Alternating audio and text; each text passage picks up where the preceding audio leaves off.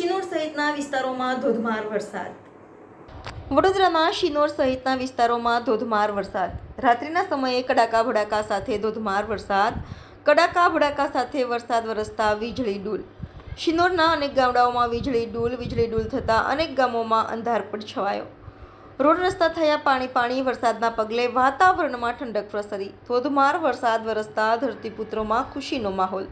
Reporter Kunal Darji, YNN news, Shinor.